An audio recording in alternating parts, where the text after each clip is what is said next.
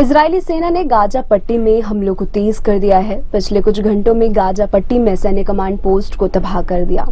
उत्तरी गाजा पट्टी से आम नागरिक दक्षिण की ओर चले गए हैं। इनमें से हजारों गाजावासी रफा बॉर्डर पार कर मिस्र में जाने की कोशिश कर रहे हैं। युद्ध विराम की खबरों के बीच हजारों गाजा निवासी मिस्र में प्रवेश की उम्मीद में रफा सीमा पर पहुंचे हैं, लेकिन इजरायल ने गाजा युद्ध विराम की खबर का खंडन किया है।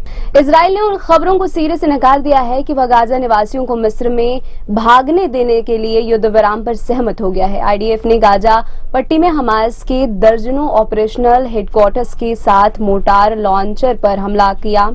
आईडीएफ ने अपने टेलीग्राम चैनल पर लिखा कि पिछले कुछ घंटों में गाजा पट्टी में दर्जनों सैन्य कमान केंद्रों और मोटार शेल चौकियों को नष्ट कर दिया गया।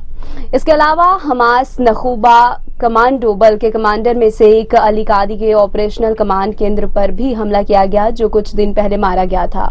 आईडीएफ ने कहा कि इजरायली लड़ाकू विमानों ने एक सैन्य परिसर पर हमला करके हमास के कई सदस्यों को भी मार गिराया है। इजरायल के प्रधानमंत्री बेंजामिन नेतन्याहू ने लेबनान में हिजबुल्लाह के लड़ाकों और उनके ईरानी समर्थकों को चेतावनी दी है कि यदि वे युद्ध में शामिल हुए तो उन्हें इसकी बड़ी कीमत चुकानी पड़ेगी। नेतन्याहू ने ईरान और हिजबुल्लाह को चेतावनी देते हुए कहा कि उत्तरी सीमा पर हमको आजमाओ मत, अतीत की गलती मत करो। आज आप जो कीमत चुकाएंगे वह कहीं अधिक भारी होगी। आपको बता दें कि हमास से जारी जंग के बीच इजरायली सेना ने कहा कि गाजा में 199 लोगों को बंधक बनाकर रखा गया है। यह संख्या पूर्व के अनुमानों से अधिक है।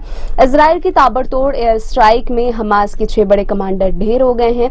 अब इजरायल जमीनी एक्शन की तैयारी कर रहा है। फलस्तीन पत्रकार सिंडिकेट ने सोमवार को कहा कि इजरायल ने 7 अक्टूबर से अब तक गाजा में 11 फलस्तीनी पत्रकारों की हत्या कर दी है।